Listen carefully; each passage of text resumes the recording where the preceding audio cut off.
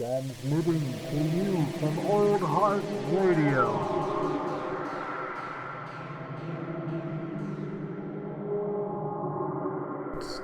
It's weirdly good because you feel like so strange about the whole thing. New intro! I put some noises in there. Oh shit, I forgot to look up which one this is. Oh no! It is 27, okay. It is 27. It's all gone to shit. 3 weeks in a row remembering the number. Congratulations, dear listener. You have made it to another episode of Matinee Edition. Woo-wee. I'm your host, Jared. I'm the other host, Lucas. And we are here for episode number 27. Let's get it out of the way first. What? One of us has seen the Joker film. You might have heard it briefly at the start, but Jared has watched it. Congratulate me! Yeah! I'll watch it on DVD in like 5 days. It's literally, I just saw that. Streaming. It's just like, it's starting to go online as soon as December 15th. So great. I wasted my money at the movie theater just in time. Was it worth the theater experience? I mean, honestly, I don't know if it was worth like just going to the theater to see it. Okay, like I'm fine with it. It was like it's. Don't get me wrong. You're like, it's a fucking great movie. Awesome. It like makes you have so many feels, which is so strange for a movie titled Joker. But yeah, it just. I don't know. I probably could have held off till the 15th to see it. Mainly because I also hear all the hype about it already. Yeah. I mean, it came out 2 months ago. Yeah. Either way, okay, fuck all. We're not talking about Joker today. We will do I want to do a bonus features about Joker. Joker, yeah, totally. Let's do it. Yeah. So I just want to start this off. There's so much bad news that goes around all the fucking time now. I think the Instagram page was it's the Good News Collective or something like that. Oh shit! Yeah. Spreading, and I think the motto was something like spreading good vibes through actually putting out positive things from time to time. Oh, for sure, good vibes only. Good vibes. So go and give them a follow on Instagram. They posted something about a gentleman in the UK who was in a hospice care. And his dying wish was to watch the Star Wars Rise of Skywalker. Dang. Yeah. Did they let him? Yep. They set up a private screening room in the hospice center and let him watch bastards. That's so dope. That's fucking awesome. And you can make the PR argument that it's gonna look really good for Disney. I don't give a fuck. That's good PR for the best reason possible. Yeah. Like, of course it's gonna look like good PR because it's a good fucking deed. Yeah. Like you can't be that jaded. No, fuck this guy. He's already dying. Why should he see the movie first? No, dude. Like there's that's awesome. Like years ago when they were. I can't remember what the fucking name of the movie is. It's like this like low key comedy movie, and it's about like this group of friends who sort of fake. Like, one of them turns out to be faking that he's dying in order to see the Phantom Menace, and so, like, they try to go to, like, break into, like, Lucas's house to, like, try and get, like, the fucking film or whatever. But this is actually the real-life version of that, which is actually really nice and awesome that they fucking did. They made a press release. The dude chose to remain anonymous for it. Okay. But it was pretty sweet. It's just, like... Them being like, may the force be with you and all that sort of stuff. Always. It was really heartwarming to see. No news on the dude. I like that. Because he chose to stay anonymous. We'll never know, but it's just a good thing.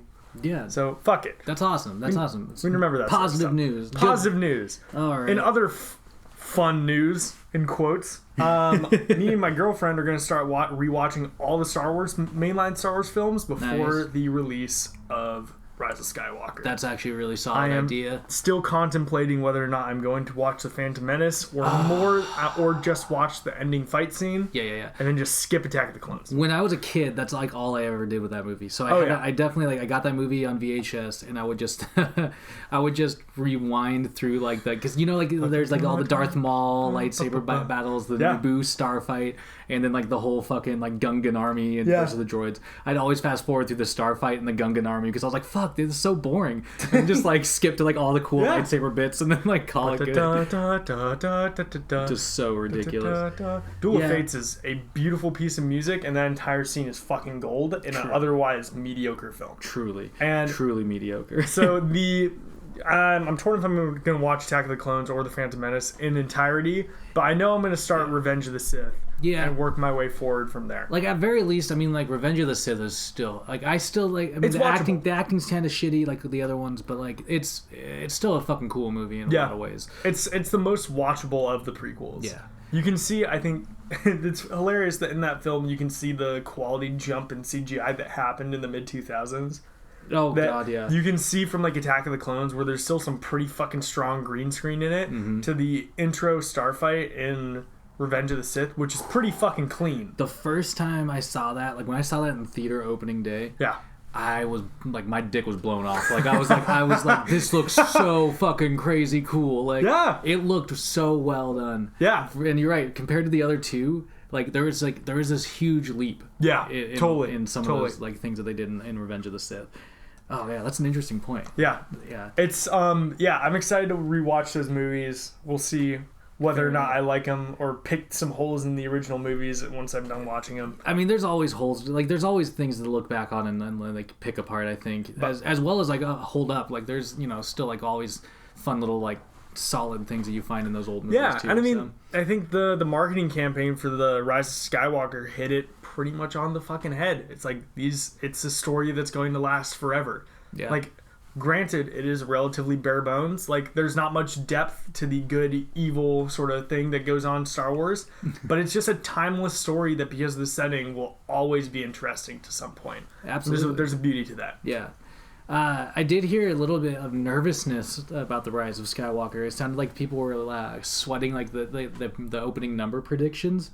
Really? Yeah, because mainly because, from what I read, Jumanji opens like a week before, and that movie has gained a lot of momentum. Jumanji looks like it's gaining momentum. Like, they're doing their, like, press release tour right now. They're doing their tour right now. Yep, and, like, I've been seeing a lot of The Rock's really lighting up.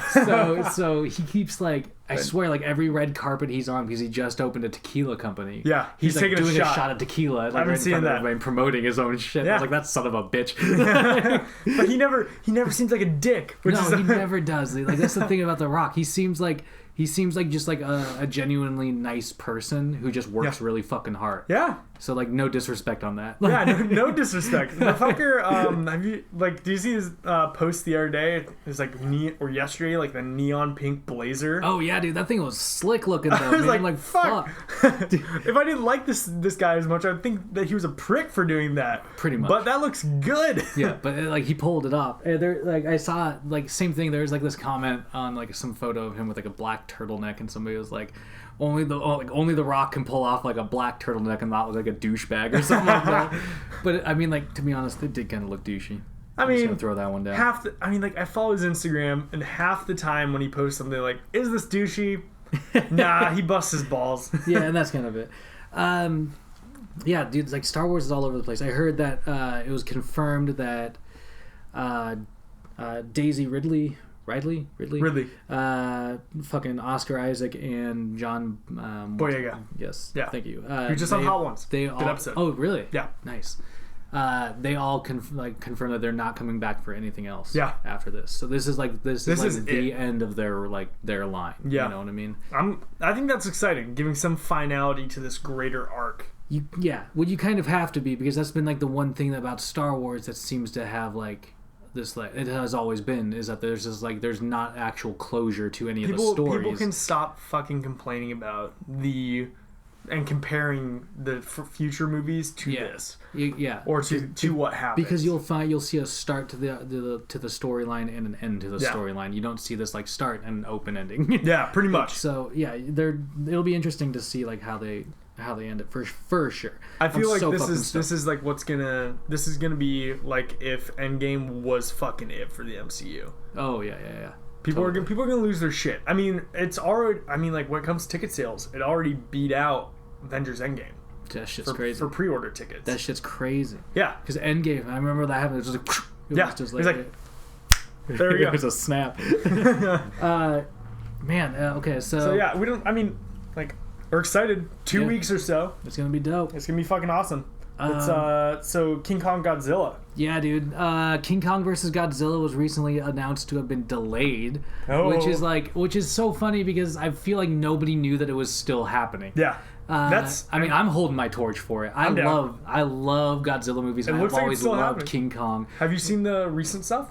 Like, are you talking about like the movie wise? Or Yeah. Like, yeah. I've seen the most recent Godzilla movie, which is fucking awesome. Are we talking King of the Monsters? Yes, or King of the Monsters. Yeah. The one before it was 2014. Like, was sort of it was. I mean, I've seen worse Godzilla movies. Yeah. From like the mid '90s. But like, yeah. Oh my god, yeah, dude. But like, King of all monsters, whatever. It was sick.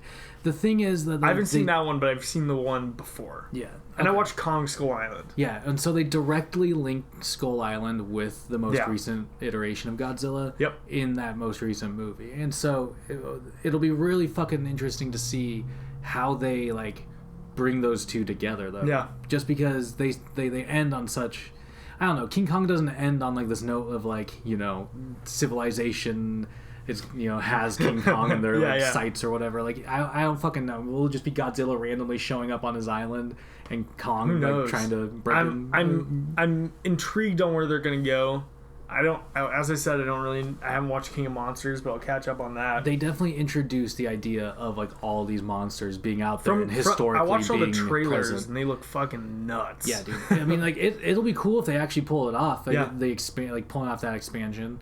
But it's one of those properties that definitely like there's less variety than like the MCU. So I'm happy they're not pushing everything as hard. Yeah, like churning them out too fast would be fucking weird. People would get burnt out of that shit. Yeah, because you don't want to see There's only so many giant monsters King you Kong can see movies. slowly punching each other for 2 years back to back. Well, that's kind of it. Look what happened to fucking Pacific Rim, right? Yeah, pretty much. It was like super cool at first. The sequel was kind of like everybody was like, okay. It's pretty funny with Pacific Rim on John Boyega's episode of Hot Ones. Yeah. He was talking about like his favorite roles and all that sort of stuff, and he's like, his father, I guess, is his father's like really like Nigerian immigrant. Oh, okay. And his dad preferred Pacific Rim Uprising to Star Wars. Oh god. Because it was a more understandable story for him.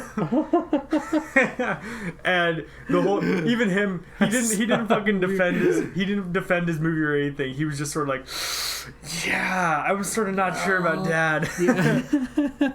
Dude, that's fucking awesome. Did you ever did you see, I think GQ, they did an interview of Oscar Isaac like relatively recently, where he just shits on X-Men Apocalypse? Well, I mean, you kind of have to. Yeah, he was like, I signed on to that movie not realizing all the makeup and they were gonna put on me, and I wanted to work with these great actors, but I couldn't move in the suit. He said that he was wearing heels inside boots. That's so crazy. He could barely walk. Yeah. He said whenever he was off camera, they would put him on like a little like dolly and roll him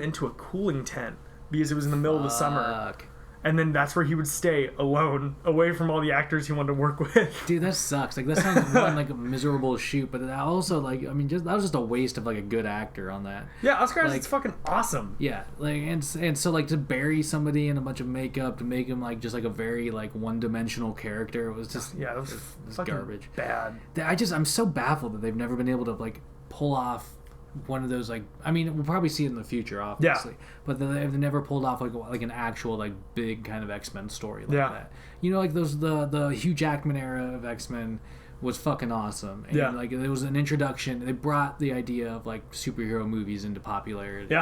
But they never covered big superhero kind of esque stories. Like, they were always more grounded. And then Apocalypse is when they gunned for that, but they really made it. They just went too far. They overshot. Like, that was it's a perfectly fine popcorn movie for sure, but it's definitely not like of the quality that we'd come to expect from like the Disney Marvel films. Yes, like I would watch it. Like, I would watch it if I'm like sick and I have nothing better to do. I'm just trying to sleep throughout the day or something. I'd put it on in the background. It's one of those films where every once in a while you look at it and go, huh, cool. Maybe I could watch this again. Magneto just killed a fuck ton of people. That was how I always felt about that like Wolverine Origins movie. Jesus Christ. I did that to me like 3 different times, I think, where I was like, oh man, it can't be as bad as I thought it was, and I'd try to watch it again and be like, fuck, it's terrible. I remember, oh god, this is gonna make everyone who's older than me listening to this feel old, but X-Men Origins Wolverine came out on my 12th birthday. Ooh. And my dad brought me to watch it. Oh man, that's a terrible movie. I mean, like, it's like, in theory, it's a great movie to go see on your birthday. As a 12-year-old, I was like, fucking awesome. My dad leaving the theater. My dad's a very blunt man. Fair. And he was just like, you know, a lot of times I like the movies that you like. This movie sucked. This movie's garbage. Like it was, dude. It just was. Like, and I was so in denial about it. I was like, no, it was a lot of fun. But now looking back after like watching Deadpool and seeing the way better treatment of a bunch of the characters in that film, I was like, oh, it does suck. Shucks. Speaking of potentially sucking movies, movie-wise, they just released a bunch of character posters for Harley Quinn, the Birds of Prey, or whatever. I haven't seen that. Let's bring that up. They have like, you know, we've seen all the characters before. You know, I mean not before, but we've seen them in other things. You know, they got Huntress. Yeah. They have you know, obviously Harley Quinn. They have Cassandra Cain is in it. You know, a couple others, and they have a Black Mask one, and it's Ewan McGregor, and he has like a black glove.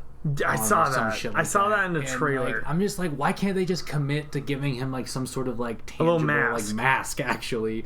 Instead, like I'm looking at these right now. It's one of those things like you understand, like Ewan McGregor is playing the role. Yeah. But why the fuck do we need to see his face? Like I'm not. Like, can we get saying, like in my perfect world, first 10 minutes of the movie, he gets his face like fucking destroyed. That's what I want.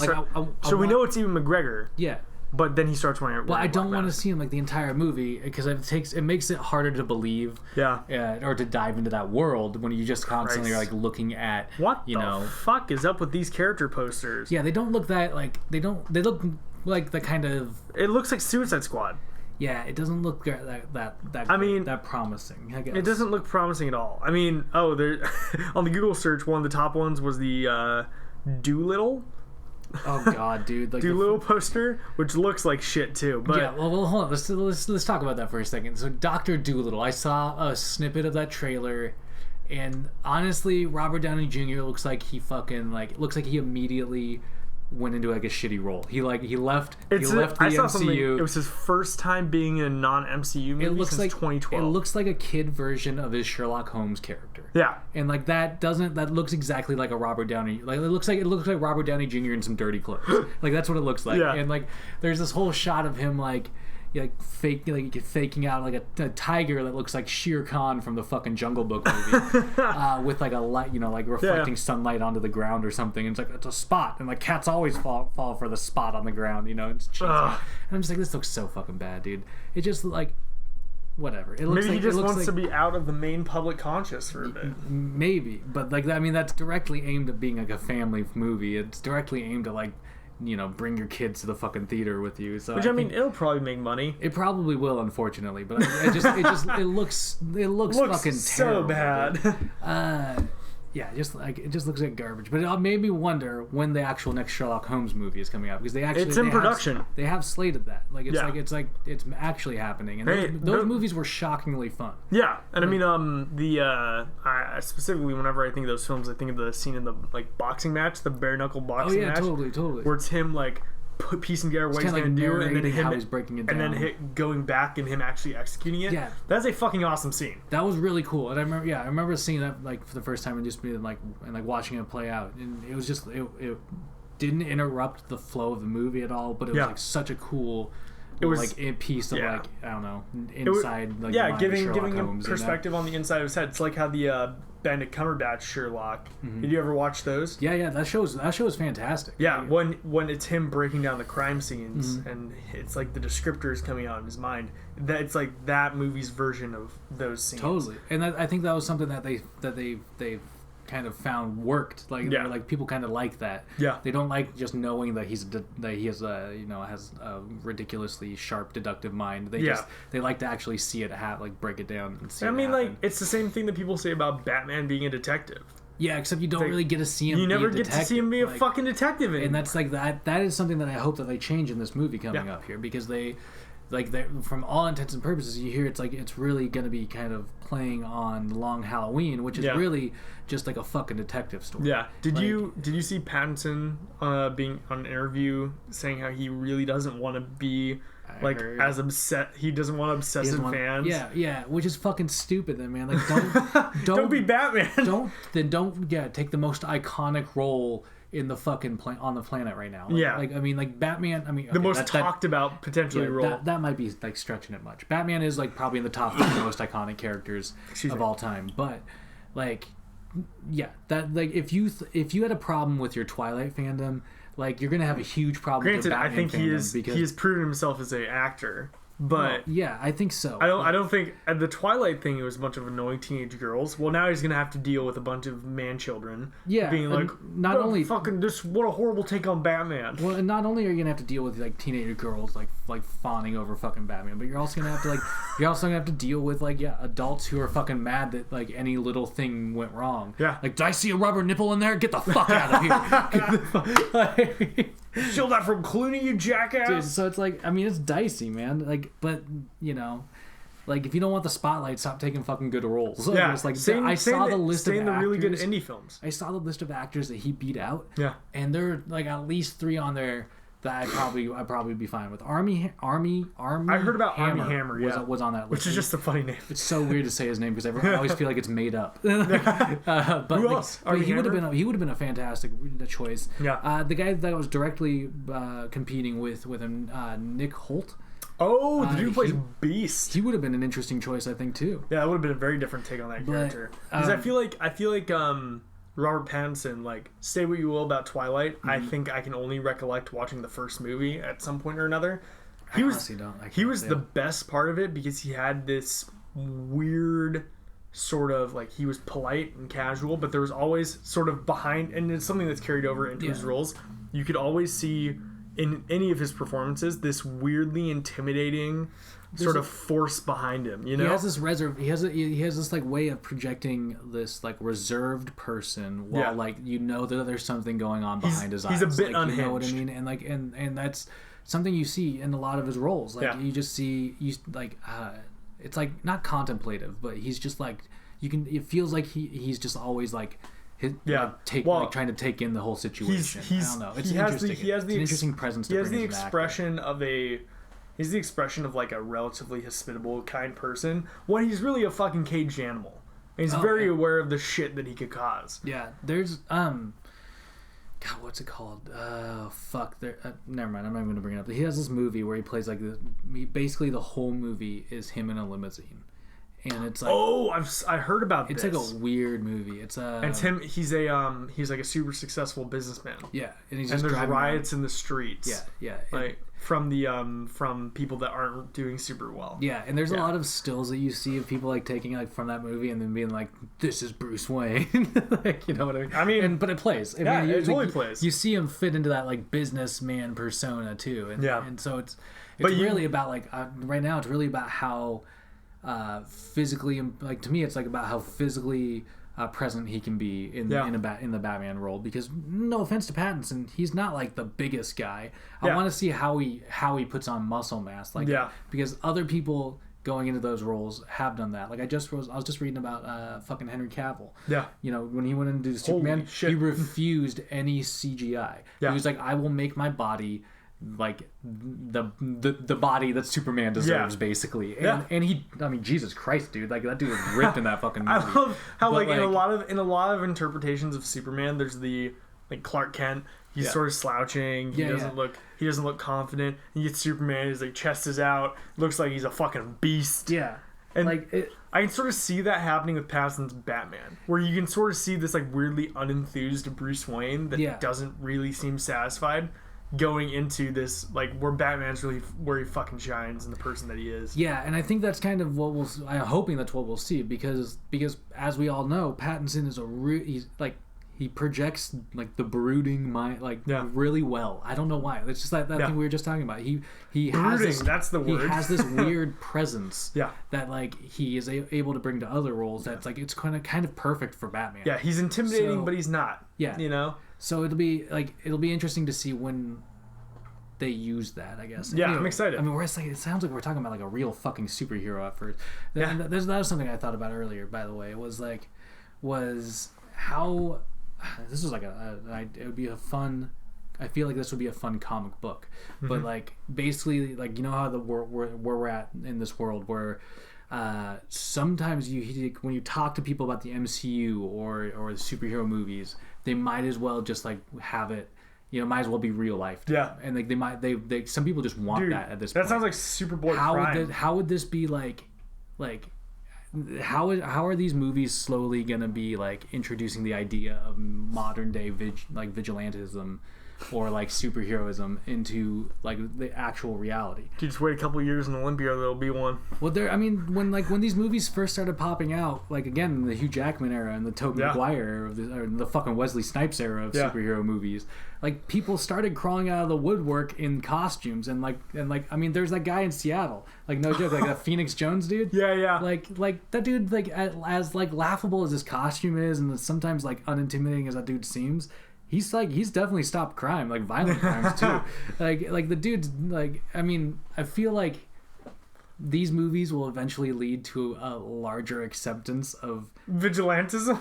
Like, no joke, dude. Like it'll be. I feel like that's gonna happen. Especially if you might understand this after you watch the Joker movie, like because it really hits that head.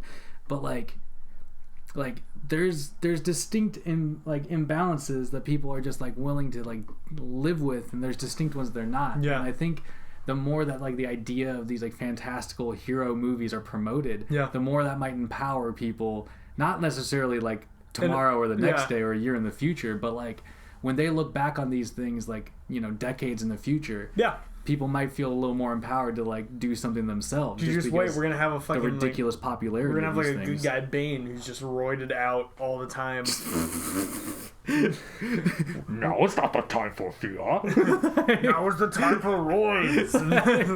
It'll like it's just, but I don't know. It's just wild shit. It's an interesting concept. I can totally see a comic book based on that. Well, and premise. and that's what I mean. Like, because you look at things like the Watchmen, the original Watchmen, like embraced the idea of people like becoming real superheroes, or just not superheroes, but real costumed heroes. Yeah. And so like in terms of like a comic book storyline, how that like transition almost works in reverse, where like you kind of like program to like accept these things through these big budget movies and these big fantastic movies that everybody loves, and then you just slowly all of a sudden like realize that like actual reality, like culture and reality have kind of become like this like acceptable place to do that. If something like that were to happen in the real world, it would be like the fucking Boys. Oh, totally, it would, because people are assholes and nobody has the respect for human life that I think people assume superheroes do. No one does. Like it would be that jaded and cynical, and how it's all just corporatized. It's all that bullshit. So fucking wonky. But I mean, either way, on a slightly less depressing note, and on the note of a character that has powers while being just a normal person. Black Widow. Let's jump into it. So what a hand-fisted segue. Finally fucking dropped the Black Widow trailer. We needed content. Apparently we didn't, because we just filled 30 minutes of this shit talking about real-world superheroes. But like that's the thing. That's okay. So Black Widow, what was like the standout thing from that trailer for you? Standout thing? Yeah. I think it was the one-on-one fight inside of the like little apartment. Yeah. That was pretty fucking cool. That was cool. It was cool to see them like kind of mirroring each other's movements in a lot of ways. Which I'll get into in a minute. Look at you should have if this is like a video based like medium here. For everybody not watching, Jared just made the fucking face the Grinch makes when it starts playing. Perfect. You're a mean one. It was fucking perfect. Yeah, okay, so like we see the Red Guardian suit up in that trailer. Shout outs to David Harbour. He looks fat as always in that fucking trailer. Well, I fucking called it. I love like he didn't get ripped for this. I love that they kept like that was part of the thing like they brought into his character. Yeah. Like this, like he's kind of. Yeah, he's just let himself go since his prime, I suppose. But at the same time, it's showing like there's a shot of him like flexing, and like getting really hyped up before putting the suit on, for jamming the mask on his head. Like he and I mean like he's very obvious. He looks like that like gym bro or like the high school quarterback that peaked a while back. Oh yeah, sort of let themselves go, but they're getting a chance to like play over 40 football, and they're like. I still got it, like that sort of thing. He I like as soon as that character came on, I was like, fuck yeah, I'm down with this. Yeah, dude. So we see Red Guardian. Mm-hmm. We take a glimpse at what I'm assuming is Taskmaster. Yeah. Which hey, if you look at that still, it sort of looks like a dude just in a mask. Yeah. Like there's the ski mask on top, but there's the skeleton like teeth at the base. Yeah, I mean, I was kind of looking at a picture, and it did look like there's like a different kind of structure at least. Yeah, the the top was just they're not doing the fucking eyes or anything, but definitely the bottom of the mask it is like skeleton looking. Yeah. So I'm pretty sure obviously that's Taskmaster. Yeah, which brings up a question. Yeah. Has he seen Hawkeye? Oh, Because he's got a fucking bow in that scene. Is an interesting point. I was thinking that I saw that was come up. That was a strange thing to have as like the weapon shot. I guess was like the use of like seeing Taskmaster use a bow. It might be overanalyzing. It might just be a cool fucking shot. Well, no, I mean, dude, I feel like like Hawkman. Goddamn, Hawkeye will definitely make like an appearance in the movie. Yeah, Hawkeye's got to make an appearance because they've like I mean when they were like introducing him and Black Widow as like a main character in Avengers, they were hand in hand. Directly tied. Like yeah, I would love to see Hawkeye pop up. I think so. At least for a cameo. For anybody that doesn't know what we're talking about when it comes to Taskmaster, he's not just running after me. He's not the most known comic book villain. Fair. I mean, he's gotten more notoriety in the last handful of years. But still, he's definitely not. He's no like Abomination or Thanos, you know. Yeah. But his entire deal is that he has completely photographic memory.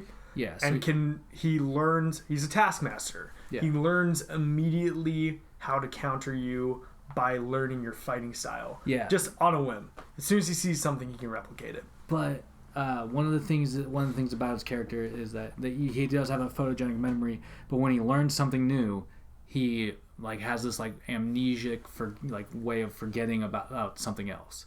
Interesting. So he basically replaces something with something. Oh, so he can't like juggle skills. I mean, like I feel like I mean, I was just reading that yesterday about that, but I feel like, you know, like he probably has like a handful of like, you know, memories like so you can have like, you know, Hawkeye and fucking Captain America's, you know, fighting styles. He has the shield, but like eventually if he did too much, one of those would be replaced. Yeah. You know what I mean? I mean, like he has like we've seen a handful of shots. If you look in the background while him and Red Guardian are fighting, there's a fucking shield like wedged into the ground there. Damn, dude. Which actually brings up a thing for me. We don't know who Taskmaster is. No. And in my opinion, it's one of the other Black Widows. I think it's Iron Maiden.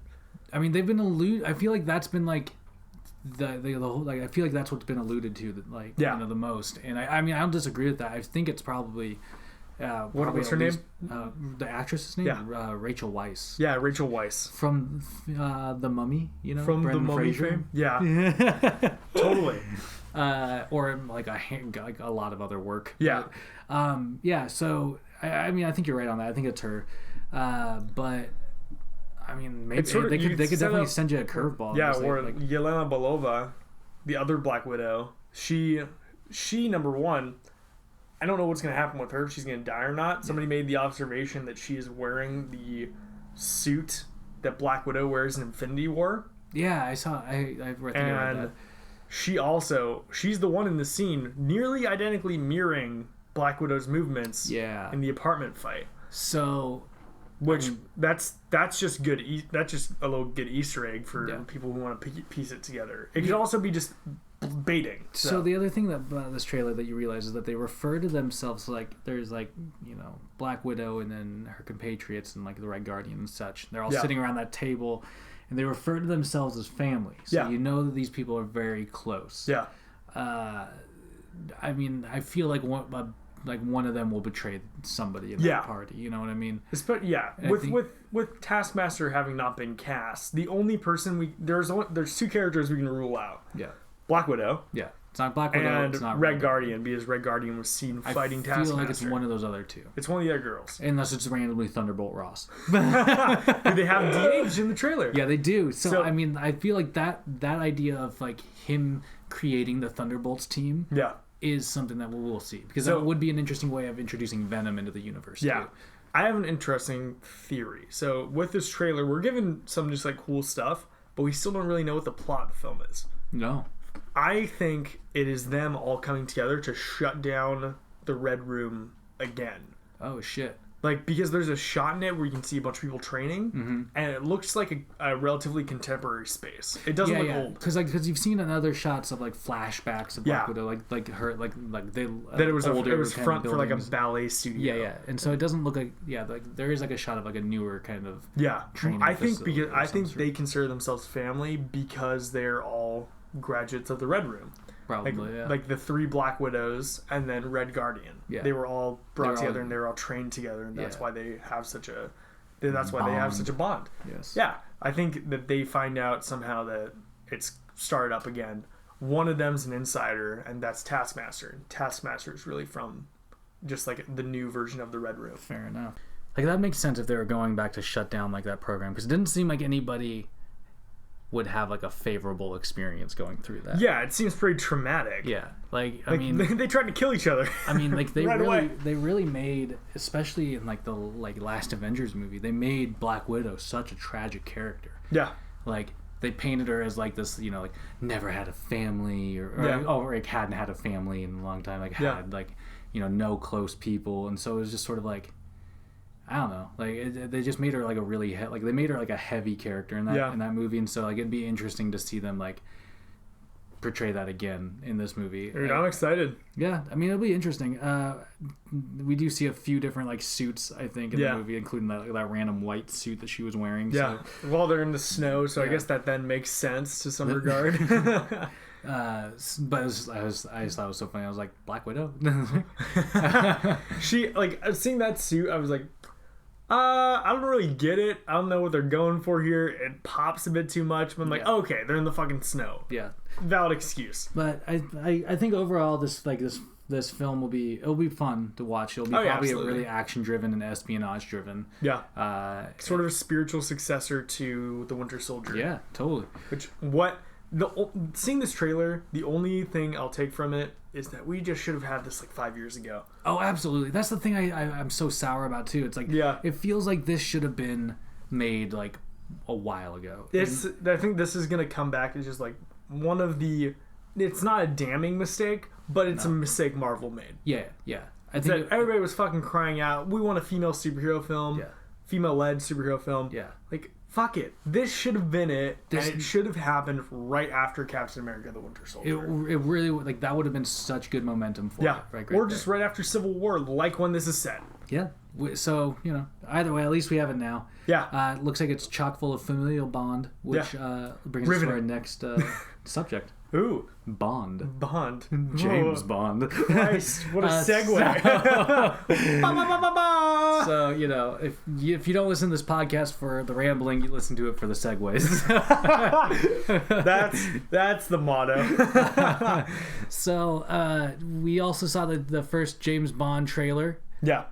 It looks fucking dope. Yeah. It looks like... So, no time to die. It looks like they're kind of taking a different tone in this movie. Yeah.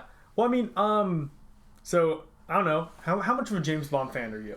I mean, I wouldn't say like I'm one of those people that would like go out of his way to buy a box set of James Bond DVDs, but I do enjoy the James Bond movies. I feel like I've followed Daniel Craig's run. I was introduced to James Bond through fucking Pierce Brosnan. I think was the first one during my kid. Yeah, right. Like the greatest James Bond. Yeah.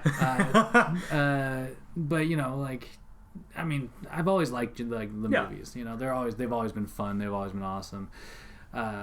Except for a couple of those Pierce Brosnan ones. Oh yeah. So I've seen most of the James Bond movies at this point, and it's interesting the tonality that comes with each of the given actors that star it. Yeah. So and there's very few. It's always the weakest James Bond films are the ones that break away from the tonality that was set by the actors' previous showings. Definitely. So, I'm really fucking excited for this movie, but it brings back something that I worried about when it came to Spectre, which I didn't really see coming with Spectre. Spectre was a departure back to the cartoonish style of these James Bond films.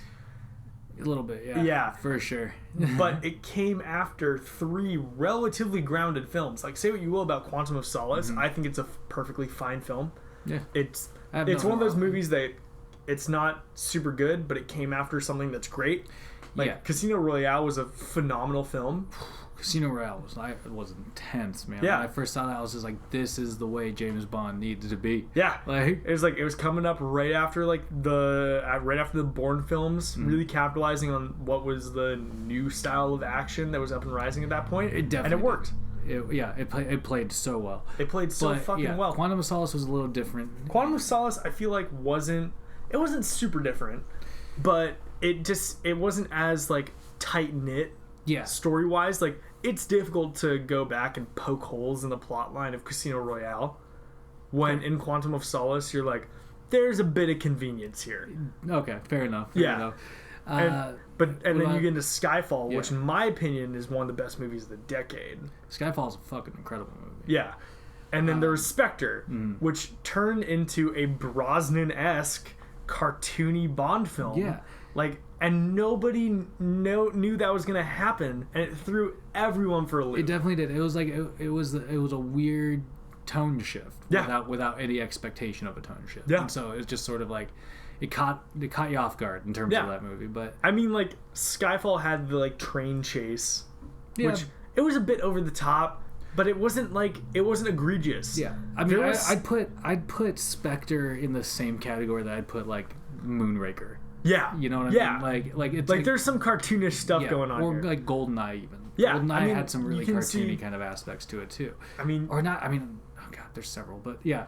yeah, I see what you're saying Cool. with I'm that. cool with like some absurd gadgets. Totally. Like I mean, yeah, that's the thing. Like I'm not against like any of that kind It of doesn't like have crazy. to be. It doesn't have to be in the fucking real world. You know, it does not. But Watching Spectre, it was like Casino Royale was a gritty spy thriller. yeah. Same thing with Quantum of Solace. I think same thing with Skyfall.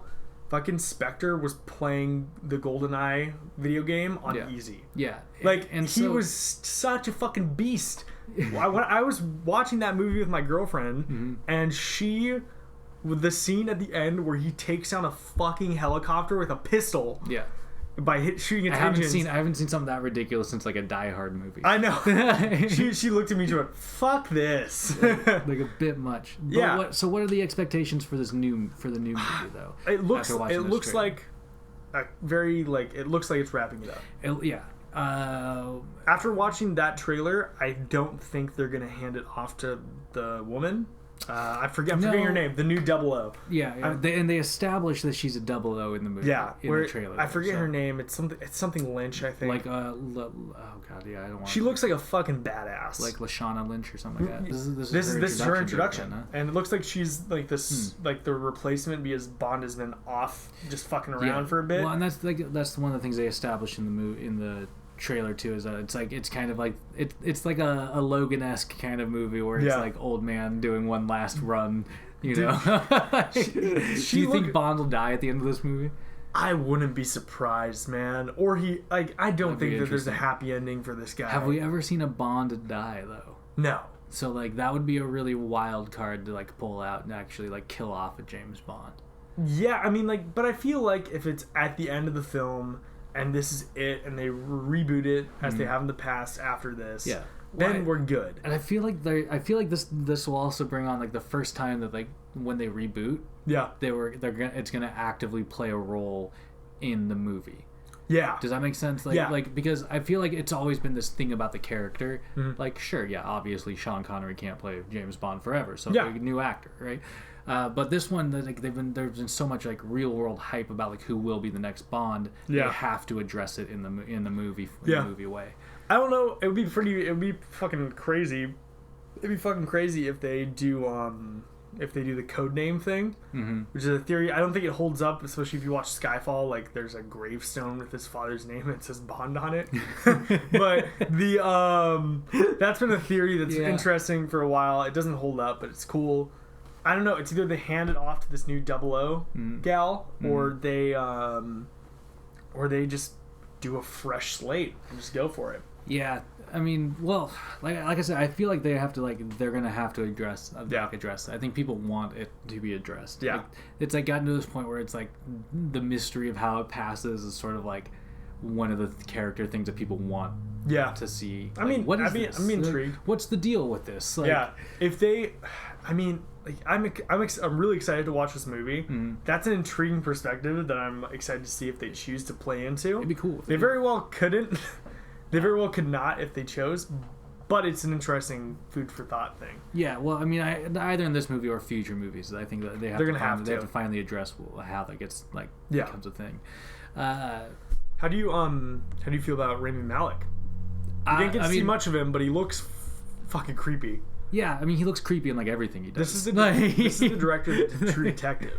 Yeah, which is kind of cool, but you can see a bit of that like sort of Rami eerie Malek, essence I've heard about. Rami Malek, I feel like I read that he originally didn't want his role to be referred to as like a Bond villain. No, not necessarily a Bond villain, but like he didn't want like the religious connotations with his character because his character was originally like Muslim or something like that. Oh yeah, that shouldn't happen. And that's just a bad idea. Yeah, and so like he was just sort of like against like the certain portrayal of the character. So as far as I saw in that trailer, I saw basically like a Bond villain version of like the Phantom of the Opera. Yeah, I think that's that's very on the nose with like their mask that they use, and I think that's that's gonna be a thing in the movie. Yeah, I'm intrigued.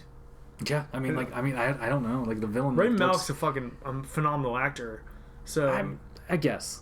I will say he's done some good things. He got really famous for doing the Freddie Mercury portrayal. You know, I'm talking like Mr. Robot and stuff. Mr. Robot, I've never seen. It's good. Yeah, but like so I'm hoping to see like more from this cat in the future because my personal thing is with him, like sure he did great as Freddie Mercury. I'm not gonna knock that, but I haven't really seen him in like a lot of other shit that I've watched. So like, I don't know. Yeah, I withhold judgment personally on the cat right now. It looks like the movie's gonna have a lot of fun, practical stunt work. Yeah, which is something that this era of Bond has been really fucking good with. Hell yeah! Even in Spectre, there's a lot of really cool practical stuff that gets done. Yeah, well, God, dude, like that's a good like. I love the practicality of these movies. I love some like the authentic car chases they've had in these movies. Like, did you watch? Did you notice at the end of the trailer the fucking motorcycle going up the stairwell and just launching up onto the street one tier above? What the fuck is that about? It looks fucking dope, and it's very obviously not CGI either. It's like a dirt bike chase, dude. That's what I'm saying. Like sick. Like they pulled off some really cool shit in these Bond movies. So this one, they have like a high. The chase at the beginning of Skyfall, where they're on the motorcycles going. That was real. Oh really? Yeah, they fucking did that. Oh shit, dude. Yeah, I didn't realize that. Yeah, if you pay really close attention, they had Daniel Craig didn't actually do it. They had a stuntman. Yeah. But they had it's sort of shitty. Like you can see how they copy pasted his face over the stuntman. It's sort of funny when you notice it. It's one of those things you don't initially notice. But you pick up on it. Yeah, you pick up on it and you can't help but like smirk a bit. It's still like a really, really cool scene. Yeah. And the behind the scenes footage of these fucking insane men cruising on dirt bikes over that rooftop is really cool to watch. Oh fuck, dude. Well, I mean, I'm excited for this Bond movie. I'll say that. I'll put it on my list of things to probably see in the theater because I feel like this would be a fun one to see in theater. Totally.